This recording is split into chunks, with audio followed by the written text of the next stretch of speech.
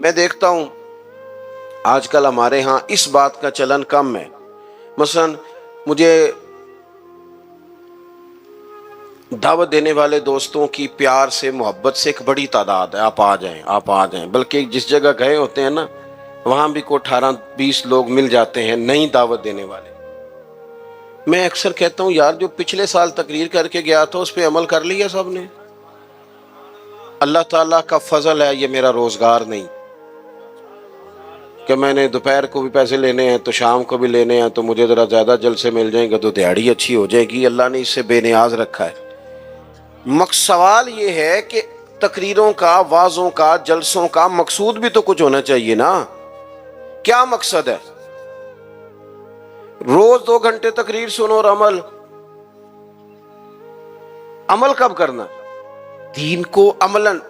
دین اسلام اس لیے نہیں آیا کہ اس پہ کھل کے مقالے لکھے جائیں، اس پر کھل کے تقریریں کی جائیں، ایک ایک کریں یہ کام بھی ضرورت کے لیے، حرج نہیں، لیکن یہ تو عملی نفاذ کے لیے آیا نا. تو عملاً دین کی طرف رغبت کریں. میلاد شریف کے موقع پر ہمیں زیادہ جوش دکھانا چاہیے دین پہ عمل کرنے کا، اس لیے کہ حضور سید عالم علیہ الصلوۃ والسلام کی بعثت مبارکہ کے مقاصد بھی تو اجاگر ہو کے سامنے ہوتے ہیں کہ نہیں. دوسرا مقام قرآن مجید میں اللہ فرماتے ہیں وَمَا أَرْسَلْنَا مِن رَسُولٍ إِلَّا لِيُطَاعَ بِإِذْنِ اللَّهِ. دنیا میں ہم نے جتنے بھی رسول بھیجے وہ اس لیے بھیجے کہ ان کی اطاعت کی جائے. رسول دنیا میں اس لیے آتے ہیں کہ ان کے پیچھے چلا جائے، نقش قدم ان کا اپنایا جائے، ان کے رستوں کا بندہ مسافر بنے. رسول اطاعت کے لیے آتے ہیں، ان کی فرما برداری کی جائے. میں آپ سے عرض کروں گا کہ یہ محبتیں بڑی ضروری ہیں، یہ محبتیں ہوں گی تو عمل کا جذبہ پیدا ہوگا. لیکن ایک دوسرا پہلو بھی یاد رکھیے گا، رسول پاک آئے ہیں فرما برداری کے لیے. اگر فرما برداری نہیں کرتے، بات ہی نہیں مانتے، آپ جس سے بھی دعوی محبت کرتے ہیں وہ دلیل مانگتا ہے. تو حضور سے دعوی محبت ہے تو اس کی عملی صورتیں بھی تو ہونی چاہیے نا. ہر پیغمبر اس لیے آئے کہ ان کی فرما برداری کی جائے، اطاعت کی جائے. اور اگر کوئی میرے نبی پاک کی فرما برداری کرے پھر تو اس کا انداز ہی نرالا ہے. قُلْ إِن كُنتُمْ تُحِبُّونَ اللَّهَ فَاتَّبِعُونِي يُحْبِبْكُمُ اللَّهُ. فرمایا محبوب ان سے فرما دیں اگر رب سے محبت کرنا چاہتے ہیں تو آپ کی غلامی کریں. ملے گا کیا؟ اللہ خود ان سے محبت فرمائے گا، خود ان سے محبت. صحابہ کرام کے اندر نا حضور سے پیار کا جذبہ بھی والہانہ تھا، والہانہ. نبی کریم وہ آج کل کچھ لوگوں کو یہ بھی غلط فہمی ہوتی ہے نا جی مروج دکھائیں اس کا حکم ہے، حکم ہے یہ بھائی نہیں آپ یہ بتائیں. تو میں کہتا ہوں حضور نے حکم دیا تھا کسی صحابی کو کہ میں کلی کروں تو میرے منہ سے نکلا پانی چہرے پہ مال لینا؟ حکمن کہا تھا کسی کو کہ میرے ناک سے بلغم نکلے تو چہرے پہ مل لینے؟ کہا تھا. لیکن وہ ملتے تھے کہ نہیں ملتے تھے؟ والہانہ پن تھا، حضور کے ساتھ پیار تھا، والہانہ شوق تھا. لیکن جس طرح پیار والہانہ کرتے تھے نا والہانہ، اس طرح بات بھی والہانہ ہی مانتے تھے. بات بھی پیار ہم بھی والہانہ کرتے ہیں. ہمارے ہاں کہتے ہیں نعرہ لگاؤ پھر زور سے لگاؤ پھر دونوں ہاتھ کھڑے کر کے لگاؤ پھر جناب اس طرح کر کے لگاؤ. یہ ساری باتیں ٹھیک ہیں، یہ والہانہ پن ہے، اچھی بات ہے. لیکن یہ بھی تو بتائیں کہ حضور کی بات بھی والہانہ مانتے ہیں. ہمارے ہاں لیت و لاللہ ہے، گنجائش ہے، دیکھ لیں گے کر لیں گے، شریعت کی رخصت پر عمل ہے.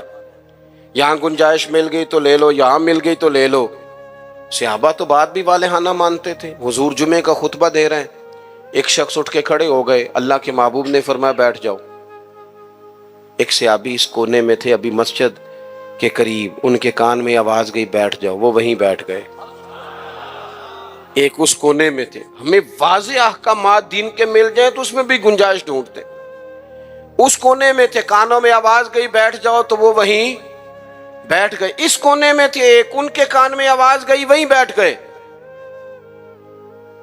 اللہ کرے کہ آپ موبائل تھوڑے کم چلائیں اور میری بات زیادہ سنیں. دعا کیے آمین تو کہہ دینا، چلو دعا میں تو شامل ہو جائیں نا. اللہ تعالیٰ دعائیں تو کرنی چاہیے نا، اللہ قبول فرماتا ہے اپنے بندوں کی دعا۔ دوست، واضح حکم ملنے کے باوجود بھی لوگ، واضح احکامات کے باوجود بھی اس میں لوگ گفتگو کرتے ہیں، کل پرسوں ترسوں کا نام لیتے ہیں۔ حضور نے مطلق کا نام نہیں لیا، جس کے کان میں آواز گئی وہیں بیٹھ گیا۔ یہ وہ نظارے ہیں جو زمین نے دیکھے ہیں، آسمان نے دیکھے ہیں۔ اتنی وارفتگی حکم ماننے میں، اتنی وارفتگی، بیٹھ گئے۔ تکمیل جمعہ پر محبوب نے فرمایا آپ کہاں تھے؟ یا رسول اللہ صلی اللہ تعالی علیہ وسلم، وہ آپ کا حکم آیا تو میں اسی کونے میں بیٹھ گیا تھا۔ آپ کہاں تھے؟ حضور حکم ملا تو اس کونے میں بیٹھ گیا۔ آپ کہاں تھے؟ حضور حکم ملا تو میں اس کونے میں بیٹھ گیا۔ تو کریم فرمانے لگے نہ آپ سے کہا تھا، نہ آپ سے کہا تھا، نہ آپ سے کہا تھا، میں نے تو ان سے کہا تھا۔ کر یا رسول اللہ اپنے نام تو نہیں نہ لیا، سانو تے قید سجن دا گہنا ہے، او جینج رکھے اونج رہنا ہے۔ یا رسول اللہ آپ نے نام نہیں نہ لیا، حکم مل گیا بیٹھ جاؤ تو لہذا بیٹھ جاؤ۔ بات ماننا ہمارے ہاں نا آج کل پیری مریدی بھی اسی کا نام ہے، نذرانہ بھی وقت پہ دو، دعوت بھی مرید کرتے ہیں جتنی مرضی آپ کہو، روز کہو تو روز کھانا کھلاتے ہیں۔ آپ ان سے کہو کہ جناب میں آ رہا ہوں تو وہ تیار ہیں، پھول بھی لے کے کھڑے ہیں، لیکن اگر ان سے کہو بات مانو، پھر وہ کہنے تسی دعا کرو، ہے نا جی، نماز پڑھا کرو، کہتے دعا کرو۔ کمال ہو گئی ہے بھائی، آپ باقی سارے معاملات کے لیے آپ پورے تیار ہیں، اور یہ جو فرما برداری ہے، یہ جو بات ماننا ہے، وہ کس نے ماننی ہے؟ وہ جس پر آپ کے شیخ نے، مرشد نے گھنٹوں تقریریں کی، وہ باتیں کس نے ماننی؟ کسی اور نے؟ کیا مانا اس بات کا؟ کوئی گورکھ دھندا ہے کہ آپ نعرے لگائیں، دعوی محبت کریں، اور جو ان کا اصل کام ہے؟ دیکھو، وفادار وہ ہوتا ہے جو مشن کا ساتھی ہو، جو مشن کا ساتھی نہ ہو وہ ٹھیک ہے۔ پھر میرے ایک سنگی ہیں، مجھے ایک دن بڑی محبت سے کہنے لگے کہ جناب کھانا نہیں کھاتے آپ ہمارے گھر، کھانا ضرور کھائیں، ایک دن ضرور آ جائیں۔ میں انہوں آکھے یار توں آنا میرے نہ رل کے 4 دن کو دین دا کام کرا۔ کہنے لگا نہیں وہ ٹھیک ہے کھانا، میں کہ کھانا تو یار ہر ہوٹل تو لب جاندہ ہے، وہ تو چلو اللہ توفیق دیتا ہے، کوئی زیادہ اچھا کھا لیتا ہے، کوئی تھوڑا سادہ کھا لیتا ہے۔ روٹی تو جس کو اللہ تعالیٰ نے سے دیا اسے روٹی مشن حسن ہے، ڈیوٹیاں ذمہ داریاں اصل ہیں، اور کھانے یہاں کوئی من پسند کھانے دنیا میں آئے ہم، من پسند چیزیں تو جنت میں ملیں گی، اور وہ ملیں گی اور مزہ آئے گا۔ ہمارے بزرگ تو فرمایا کرتے تھے زمین کے اوپر کام، نیچے جا کے آرام۔ یہاں کوئی کام کریں، کوئی ڈیوٹی کریں، کسی ذمہ داری کا اظہار کریں، کوئی خدمت سر انجام دیں، وہ خاص سطحی چیزیں اس سے باہر نکلیں، نبی کریم کی بات مانے والہانہ انداز، والہانہ۔ حضور علیہ السلام نے جس مشن کے لیے پتھر کھائے، جس مشن کے لیے حضور طائف گئے، جس مشن کے لیے حضور نے ہر دشمن کو معاف کر دیا کہ لوگ مسلمان ہو جائیں، دیندار ہو جائیں، امت اس مشن کے لیے کیا کام کرتی ہے، کیا ڈیوٹی کرتی ہے؟ کبھی دل میں تکلیف ہوئی ہے کہ آپ تجربہ کر لیں، سارے لوگ عید کی نماز پڑھنے بھی نہیں آتے، اس لیے کہ کچھ ایسے ہوتے ہیں جن کی ساری رات دکان کھلی رہتی ہے اور سویرے سو رہے ہوتے ہیں۔ کچھ کہتے ہیں میں نے وعدے کیے ہوئے ہیں وہ میں نے پورے کرنے ہیں، عید کی نماز بھی سارے پڑھنے، لیکن رش اتنا ہوتا ہے کہ مسجدیں چھوٹی پڑ جاتی ہیں۔ اس کا مطلب یہ ہے اگر ساری مسلمان امت نمازی ہو جائے تو نئی مسجدیں بنانی پڑے، لیکن آپ باقی سارے کام کرا لیں، شوق سے کر دیں گے۔ بھئی سجدے کا بھی ذوق پیدا کرو، حضور کی فرما برداری اصل ہے۔ تیسرا مقام قرآن پاک کا، قرآن مجید نے کہا کما ارسلنا فیکم رسولا منکم یتلو علیکم آیاتنا، جیسا کہ ہم نے تمہیں میں سے تمہیں ایک رسول دیے ہیں جو تم پر ہماری آیتیں پڑھیں گے، وَيُزَكِّيكُمْ، اور تمہارا تزکیہ کر دیں گے، تمہیں پاک صاف کر دیں گے۔ نبی پاک کی تعلیمات یہ ہیں کہ تو ظاہری طور پر بھی بڑا صاف ستھرا ہو۔ حضور نفاست کو پسند کرتے، صفائی کو محبوب رکھتے، خوشبو کا استعمال کرتے، مسواک کو محبت سے استعمال کرتے ظاہری صفائی بھی. اور ترمذی میں موجود ہے، حضور نے فرمایا اے انس بن مالک میرے بیٹے، ہو سکے تو صبح اس حال میں کرنا کہ تمہارے سینے میں کسی کا بغض نہ ہو. فرمایا یہ میری سنت ہے، اور جس نے میری سنت سے محبت کی اسی نے مجھ سے محبت کی. نرے دانت صاف کرنا ہی سنت نہیں، دل صاف کرنا بھی سنت ہے. باطن بھی صاف ہونا چاہیے، انسان کے اندر سے ساری بیماریاں نکل جائیں. عزیز دوست، تزکیہ ہو، حسد سے خالی ہو سینہ، بغض سے خالی ہو. یہ جو روحوں پر بوجھ ہوتا ہے یہ حسد کا ہوتا ہے، یہ باطن پر دھبا ہوتا ہے یہ عداوت کا ہوتا ہے. یہ کچھ چیزیں جو ہمیں بالکل بے قرار کر دیتی ہیں یہ تکبر کا روگ ہوتا ہے. یہ عجب خود پسندی یہ اندر انسان کے جوار بھاٹا پیدا کر دیتی ہے. اگر بندہ ہو جائے سادہ. حضرت باجزید بستامی رحمت اللہ علیہ کھڑے تھے تو ایک شخص نے آپ سے پوچھا حضرت خواجہ پیر باجزید بستامی سے ملنا ہے. آپ فرمانے لگے یہ جو بندہ جس کا تم نے ابھی نام لیا ہے نا، اس کو ڈھونڈتے مجھے 30 سال ہو گئے، مجھے نہیں ملا. 30 سال. یہاں بیچارے نقیب ان کی کلاس لگ جاتی ہے اگر وہ لقب تھوڑے بیان کریں تو لسٹوں میں لکھ کے دیے جاتے ہیں، یہ نام نہیں لیا، یہ نام نہیں لیا، فلانے چودھری کا نام رہ گیا، فلانے کا رہ گیا، فلانے کا. وہ چھوڑ دیں بھائی، یہ تو حضور کی تعریف کی محفل ہے. اس میں باقیوں کی تعریفیں کدھر سے آ گئی، کدھر سے آ گئی؟ یہ تو نبی پاک علیہ الصلوۃ والسلام کے ذکر پاک کی مجلس ہے. دوستو آپ غور کریں گے اور چیزوں کو سمجھیں گے. خواجہ باجزید بستامی سے اس نے کہا میں نے ملنا ہے. فرمانے لگے 30 سال سے ڈھونڈ رہا ہوں، ملا نہیں. وہ سائڈ پہ جا کے ایک بندے سے کہنے لگا میں نے حضرت خواجہ پیر شیخ باجزید بستامی سے ملنا ہے. کہنے لگے ابھی تو وہاں کھڑے تھے تمہارے پاس.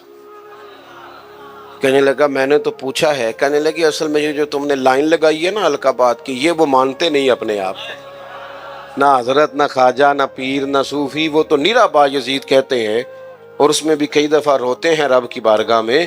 تو یہ جو القابات تم نے لگائے ہیں نا، ہمارا تو جناب بڑا عجیب منظر ہے. تو تزکیہ کے لیے حضور آئے. پھر فرمایا وَيُعَلِّمُكُمُ الْكِتَابَ وَالْحِکْمَةَ، حضور تمہیں کتاب سکھائیں گے، حکمت سکھائیں گے. حضور قرآن سکھانے آئے، نبی کریم کیا سکھانے آئے؟ آپ بنے انجینئر شوق سے، آپ لیکچرار بنے شوق سے بنے، لیکن ساتھ قرآن پاک کے قاری بھی تو بنے نا، قرآن پاک کو سمجھنے والے بھی تو بنے نا. جس بندے کو اتنی کہانیاں آتی ہیں، جسے اپنے شجرے آتے ہیں، جسے اپنی برادری کی شان آتی ہے، اسے قرآن کی آیتیں کیوں نہیں آتی؟ جسے ساری پنچایت میں ساری بات سنانی آتی ہے، اسے قرآن مجید بھی آ سکتا ہے. شرط یہ ہے کہ وہ آگے بڑھے، قرآن پاک کو سیکھے. ہم نا کچھ کام ہم نے بچوں کے ذمہ، میرے پاس ایک صاحب بچہ لے کے آگے کہنے لگے دعا کریں یہ پڑھ جائے. تو میں نے کہا آپ بھی کو 100 سال کے نہیں ہو گئے، میں دعا کرتا ہوں آپ دونوں ہی پڑھ جائیں. آپ بھی تو پڑھ ہی سکتے ہیں نا، آپ بھی تو توجہ کریں نا. ہم نا جناب وہ بعض لوگوں کا عجیب زاویہ نگاہ بن جاتا ہے، او بھائی آپ بھی پڑھ سکتے ہیں، آپ کیوں نہیں پڑھ رہے؟ او جی میری اب زبان موٹی ہو گئی ہے. تو میں نے کہا یہ کل آیا ہے واٹس ایپ، سب نے سیکھ لیا ہے. یہ کل ہے، ای میل کرنا بھی آ گیا لوگوں کو اور کمنٹس دیکھنا بھی آ گیا. اور بڑے بڑے لوگ جن کو نہیں بھی توجہ جن کی ہونی چاہیے تھی ان کی بھی توجہ، یعنی میں تھوڑا مصروف زیادہ رہتا ہوں اور اب تو کچھ طبیعت بھی ٹھیک نہیں رہتی. دعا فرمائے اللہ تعالیٰ کچھ کام لے لے. وہ کوئی دوست پوچھتا ہے کہ آج کل کیا کر رہے ہیں، تو میں کہنا کچھ بھی نہیں، بس ہڈیاں آنیاں جانیاں دیکھو، ادھر آ رہے ہیں اور ادھر جا رہے ہیں، میں یہی کام کر رہے ہیں. اس کے باوجود لوگ ناراض ہیں. یعنی مسئلے دو ہی تھے، عمر بھر حل نہ ہوئے، ایک نیند پوری نہ ہوئی اور دوسرا خواب مکمل نہ ہوئے. سوچتے ہی رہتے ہیں کبھی 6 گھنٹے اکٹھے ملے تو سوئیں گے، لیکن کوئی کام خاص جس طرح کرنا چاہیے مرتب کر کے وہ ہم سے ہوتا نہیں. اللہ توفیق دے تو ہو جائے. لیکن میں ایک چیز محسوس کرتا ہوں شدت کے ساتھ، بڑی شدت کے ساتھ، کہ کچھ ایسی چیزوں کو لوگوں نے اوڑھ لیا ہے. مجھے زیادہ وقت نہیں ملتا تو کئی دوست پوچھ لیتے ہیں، بلکہ شاید ہر ہفتے ہی کوئی پوچھ لیتا ہے آپ سٹیٹس کہاں پہ لگاتے ہیں؟ میں کہ یار میں نے لانا نہیں آؤں، لیکن وہ بس ایک ذہن بن گیا نا. اور ایسے لوگ جن کے بارے میں امید تھی کہ یہ سٹیٹس والے نہیں، یہ تسبیح والے ہیں، یہ اللہ اللہ کریں گے، ان کے ہاتھوں میں بھی موبائل نظر آتا ہے. اور جو بھی چیز ہاتھ میں ہو وہ چلنے لگتی ہے. موبائل ہاتھ میں ہوگا تو چلے گا، اور اگر تسبیح ہوگی تو وہ بھی انشاءاللہ چلے گی. چلیں، اس کی بھی ضرورت ہے، کہیں تو چلائیں، لیکن باقی تسبیح بھی تو لینا ہاتھ میں، کچھ وقت اسے بھی تو دینا. تو میرے عزیز قرآن مجید کو سیکھیں. اور پھر فرمایا والحکمہ، حضور تمہیں دانائی سکھانے آئے. نبی پاک نے ہمیں باشعور کیا ہے. بصیرت کا جو نور دروازہ رسول سے ملتا ہے وہ کہیں سے بھی نہیں ملتا. حضور کی باتیں حکیمانہ، نبی پاک کے ارشادات انسان کو تازہ کر دینے والے، ذہن کی بند گرہیں کھول دینے والے. حضور کے ایسے فرامین.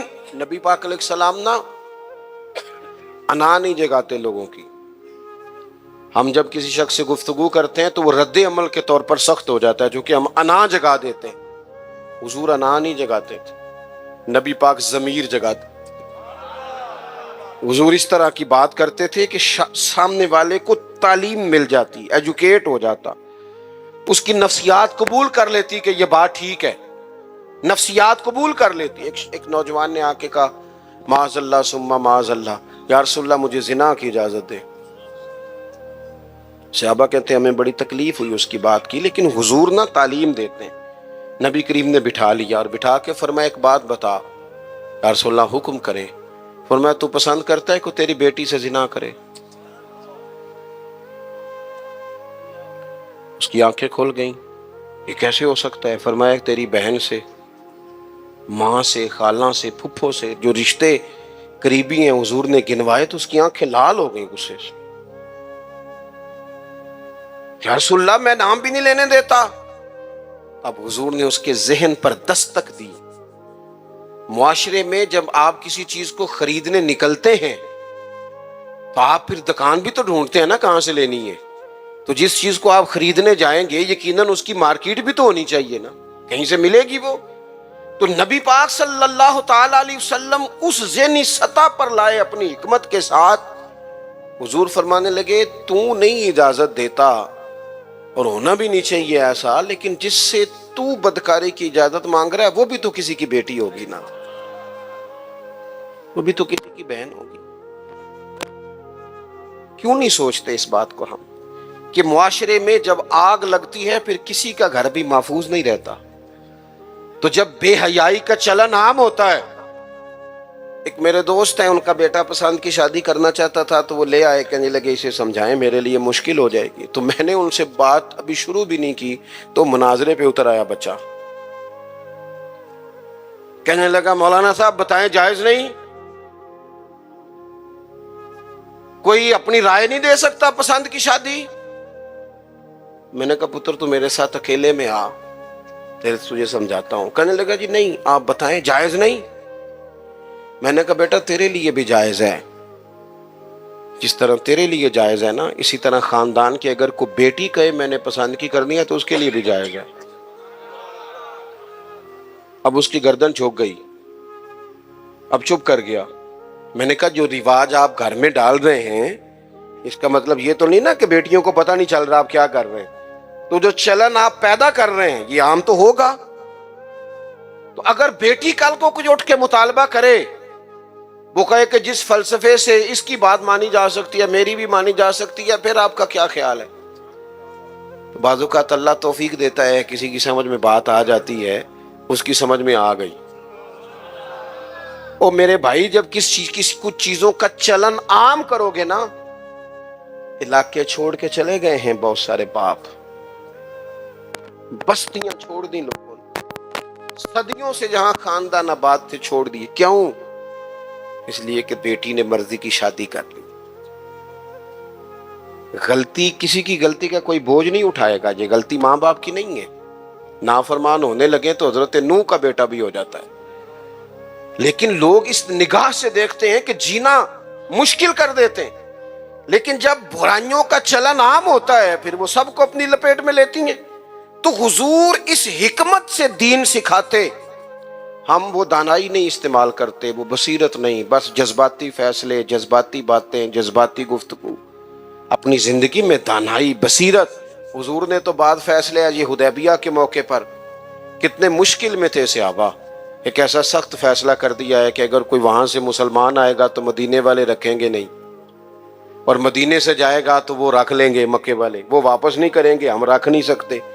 صحابہ کہتے ہیں وقتاً تو ہم پریشان تھے، پر حضور کی حکمت کے قربان جائیں، یہی شرط وجہ بنی مسلمانوں کی فتح کی۔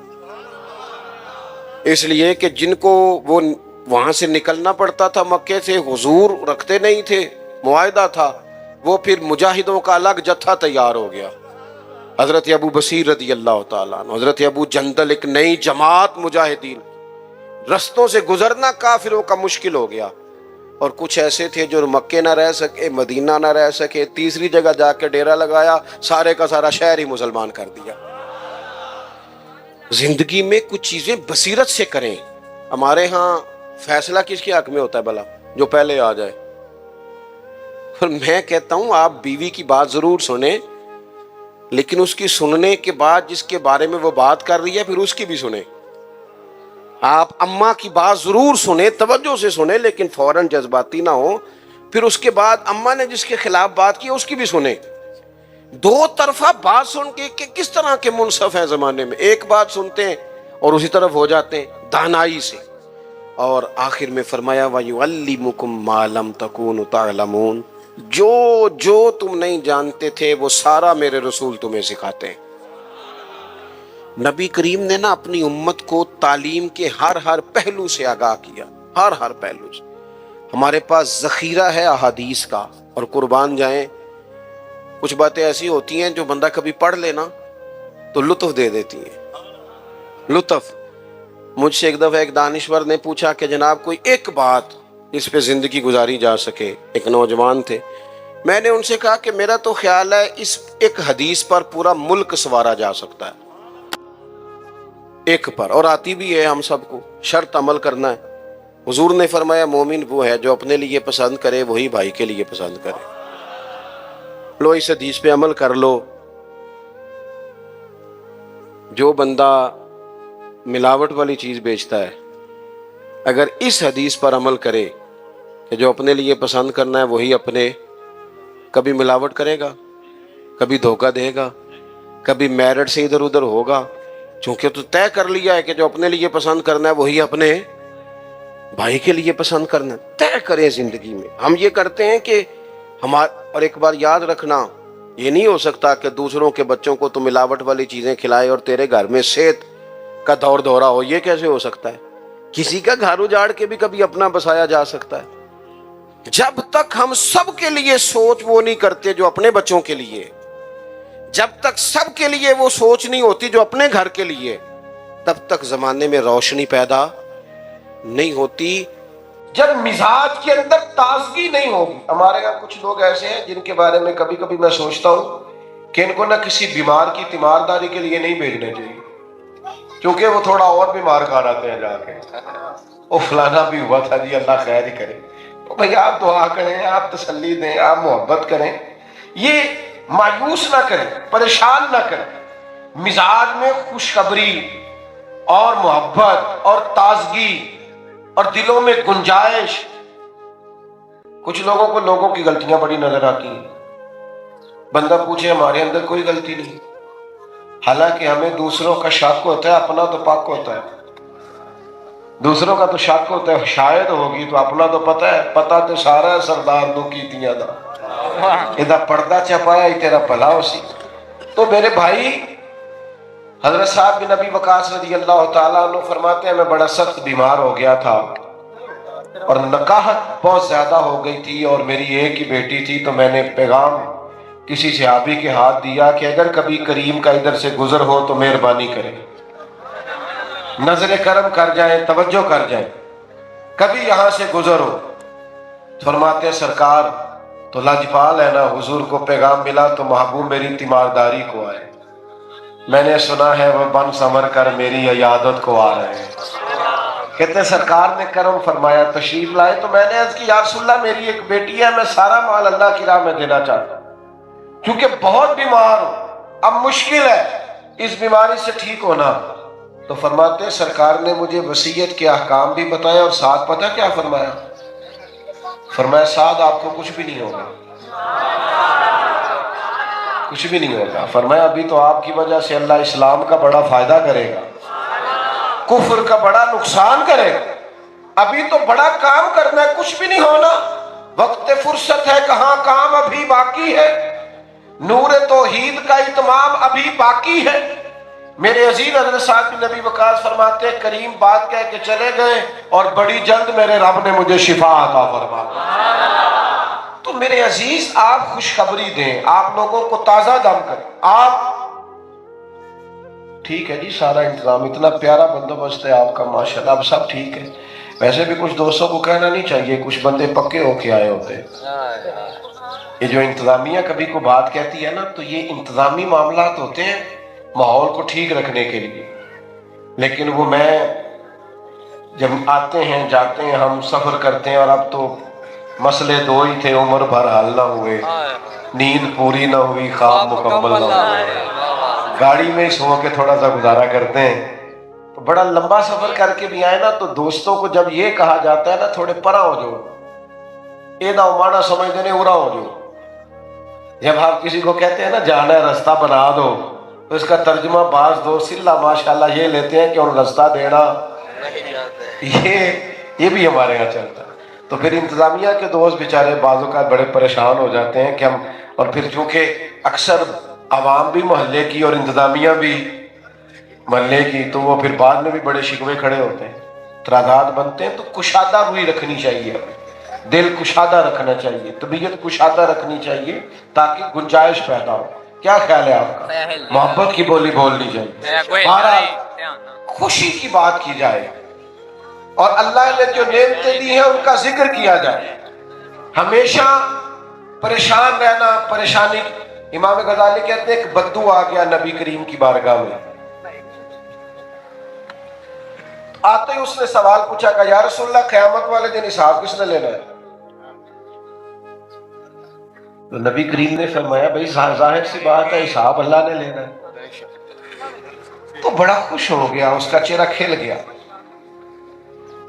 تو حضور نے فرمایا تو خوش کیوں ہے؟ تو کہنے لگا یا رسول اللہ کریم، رب کریم ہے نا۔ تو فرمایا کریم جب غالب آتا ہے تو معاف ہی کر دیا کرتا ہے، کریم جب غالب آتا ہے اس نے معاف ہی کر دینا، وہ کریم ہے۔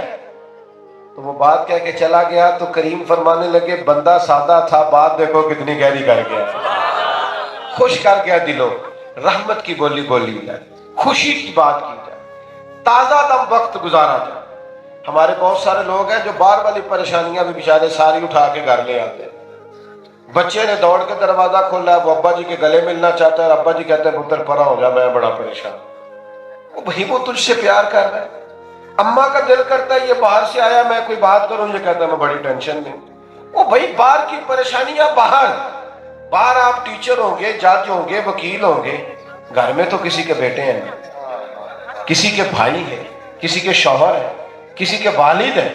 آپ کو ہر جہت سے اپنا رشتہ نبھانا ہے، تو یاد رکھیے گا زندگی بھر خوش رہیں، اپنی طبیعت کو حشاش بشاش رکھیں، آپ تازہ دم رہیں، محبوب مسکرا دیا کریں۔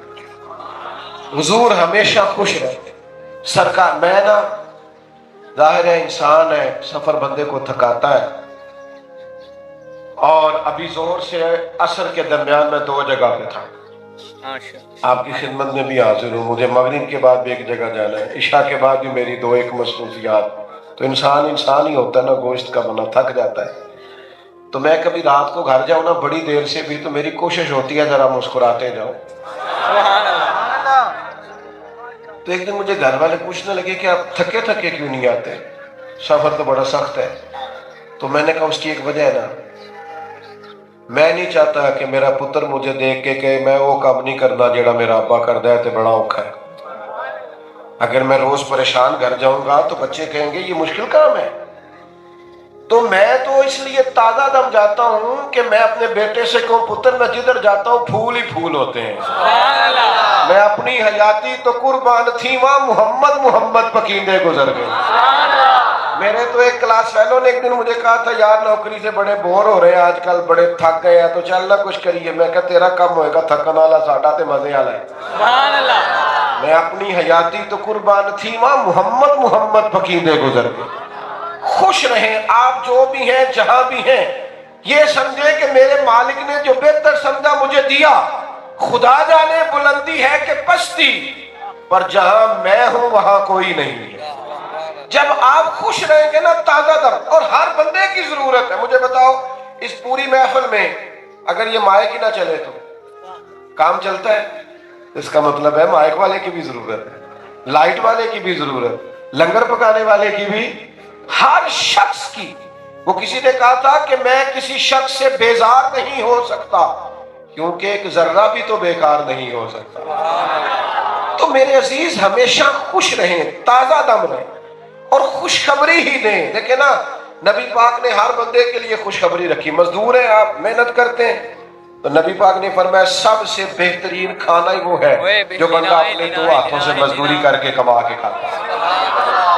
اور فرمایا محنت کر کے کما کے کھانے والا اللہ کا دوست ہے. محنت کر کے کھانے والا کون ہے؟ بولیے اللہ کا. ہاں, لوگوں کی جیبوں پہ نظر نہ رکھے, چلاکی کر کے نہ کھائے, ہاں ادھر ادھر تعلقات بنا کر چکر میں نہ پڑے, محنت کرے, جد و جہد کرے. اور آپ یقین کریں سب سے سونی روٹی مزدور کھاتا ہے. آپ کبھی دوپہر کو دیکھیں جب مزدور کھانا کھا رہا ہوتا ہے تو آدھا سالن پونے کو بھی لگ جاتا ہے, وہ جو باندھ کے لاتے ہیں. لیکن جس مزے سے وہ ہاتھ دھوتا ہے, پانی بھرتا ہے, زمین پہ بیٹھتا ہے, بعد والی پہلے والی دعا کا تلفظ اگرچہ سارا ٹھیک نہ بھی ہو تو اس کا لہجہ بتاتا ہے کہ اللہ کا شکر پورا ادا کرتا ہے. نعرہ تکبیر, نعرہ رسالت, نعرہ حیدری, عظمت و شان مصطفیٰ, محفل میلاد مصطفیٰ. سنو بھائی, تو مزدور اللہ کا دوست. اب آ گئی تاجر کی باری. اب تجارت کر رہا ہے, رزق کما رہا ہے, تو اس کے لیے بھی کوئی خوشخبری. بعض دوست یہ کہتے ہیں جی آپ دیندار ہیں, میں تو دنیا دار ہوں. تو میں کہتا ہوں دین اسلام کا ماننے والا تو دنیا دار ہوتا ہی نہیں.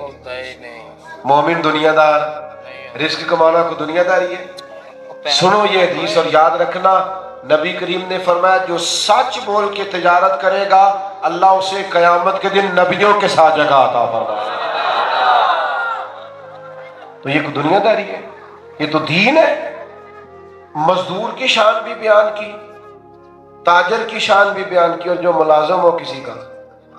حضور نے فرمایا جو کسی کا غلام ہو اور نماز وقت پر پڑھے تو اللہ اسے عبادت پر ڈبل ثواب عطا کرے, کیونکہ وہ آپ کا اپنے آقا کا بھی حق ادا کر رہا ہے اور اللہ کا بھی حق ادا کر رہا ہے. تو میرے دوست آپ جہاں بھی ہیں, جس مقام, ماں کے لیے بھی خوشخبری تیرے پیروں تلے جنت ہے, باپ کے لیے بھی خوشخبری کہ باپ کی رضا میں اللہ کی رضا ہے. اور فرمایا جس بندے نے کو اللہ بیٹیاں دے دے یا باپ چلا جائے اور بہنیں اس کے حصے میں آ جائیں, فرمایا جو 4 بیٹیاں, 3 بیٹیاں, 2 بیٹیاں یا 1 بیٹی کو پال کے پرورش کر کے بیاہ کے آ گیا, میرے ساتھ یوں جڑ کے جنت میں جائے گا جیسے میری 2 انگلیاں جڑی ہوئی. تو ہر ایک کو تو نبی پاک نے خوشخبری سنائی ہے, عالم کو بھی خوشخبری سنائی, حافظ کو بھی خوشخبری سنائی, یہاں تک کہ فرمایا صرف بال ہی سفید ہیں, صرف مومن ہے بال سفید ہیں. تو فرمایا جس نے سفید داڑھی والے مومن کی عزت کی سمجھے میں نے اپنے رب کا اکرام کیا. تو حضور نے تو سب کو خوشخبری دی. آپ جہاں بھی ہو آپ کو موج سے رہنا چاہیے کہ بھئی اللہ کا شکر ہے, ہر شخص کے لیے خوشخبری ہے. لیکن وہ ہمارے ہاں حال ہی بڑا برا. بھی میں ملک سے باہر تھا, تو جو ملک سے باہر ہے پاکستانی, ان کو زیادہ ٹینشن رہتی ہے ملک کی, بڑا پیار کرتے ہیں اپنے وطن سے. تو بعض دوست کہتے ہیں یار بڑے حالات خراب ہیں. تو میں نے کہا نہیں, حالات بالکل ٹھیک ہے. وہ کہنے لگے سیاستدانوں نے, حکومتوں نے, سیاسی پارٹیوں نے بڑا برا حال کر دیا ہے. تو میں نے کہا آپ کا خیال ہے ملک سیاسی پارٹیوں کا ہے؟ ہم نے تو یہ ساری پارٹیاں زما لی ہیں, ساری صفر ہیں الا ماشاء اللہ. اور ہم سیاستدانوں کا ملک سمجھتے نہیں, ہم تو اسے داتا علی اجمیری کا ملک سمجھتے ہیں، بابا فرید الدین مسعود گنج شکر کا ملک سمجھتے ہیں، ہم تو اولیاء صوفیاء بزرگان دین کا وطن سمجھتے ہیں۔ پارٹیاں تو آتی جاتی رہتی ہیں، لہذا میرے عزیز مایوسی نہیں، آپ کے چہروں پر خوشی ہو، اور اگر کچھ بھی نہ ہو، نہ آپ تعلیم لے سکے، خدا نہ خواستہ نہ مال آ سکا، تو پھر بھی یاد رکھنا اگر مومن ہو تو کنتم خیر امت اخرجت للناس، فرمایا تم میرے محبوب کا کلمہ پڑھنے والے ہو، تم سب سے بہترین امت ہو، تمہیں ناز سے جینا چاہیے، تم بہترین امت ہو۔ اور ہمارا مسئلہ ہے نا، ہم اپنے آپ کو بہترین سمجھنے کو بھی اللہ ماشاءاللہ تیار نہیں، اللہ معاف کرے۔ مجھ سے ایک دوست نے مسئلہ پوچھا، عیسائی کے ساتھ روٹی کھانی جائز ہے؟ میں کیا جدن امریکہ دا صدر ہوتا ہے ادھر کیوں نہیں مسئلہ پوچھتے؟ بھی تو عیسائی ہے نا، ماڑا ہو تو مسئلہ اور ہے، اور تگڑا ہو تو پھر حکم۔ آپ ناز کے ساتھ جیے، ناز کے ساتھ کہ ہم مسلمان ہیں، ہمارا سب سے بڑا ناز ہے۔ اور یار مومن کے لیے خوشخبری یہ ہے کہ مومن ابھی نیکی کا ارادہ ہی کرتا ہے، اللہ اجر عطا بھی فرما دیتا ہے، اور اگر مومن نیکی کرے تو 10 سے لے کر 700 گنا تک اسے اجر ملتا ہے، اور یہ تو قیامت والے دن پتہ چلے گا جب اللہ مومنوں کو شان عطا فرمائے۔ اس لیے کمزور نہ پڑے، پریشان نہ ہو، الجھا نہ کریں، خوش رہیں، اور سب سے بڑی خوشی یہ ہے کہ اللہ نے ہمیں مدینے والے محبوب عطا فرمائے، اس پر سب سے زیادہ خوش ہو۔ میری بات مکمل ہو گئی، بس میں سمیٹنے کی طرف آنے لگا ہوں۔ ہم بھی خوشی مناتے ہیں، میلاد منانے کا مطلب ہے صرف حضور کے آنے پر خوشی کرنا۔ آپ اپنے بیٹے کو 10 روپے دے دیں کہ میں میلاد کی خوشی میں دے رہا ہوں تو میلاد ہو گیا، پر خوش تو ہونا۔ مجھے ایک دوست کہنے لگا 12 ربیع الاول نہیں 9 ربیع الاول میلاد ہے، تو میں نے کہا آپ 9 کو منا لیا کریں، کوئی اعتراض نہیں۔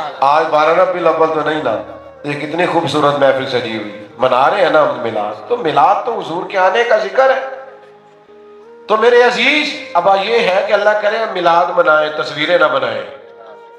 کوئی اور بھی کام ہوتا ہے تصویر کے علاوہ، وہ ایک بناتا ہے، پھر باقیوں کی بھی دلچسپی ادھر چلی جاتی ہے۔ غور کریں تاکہ بات کو سمیٹا جائے۔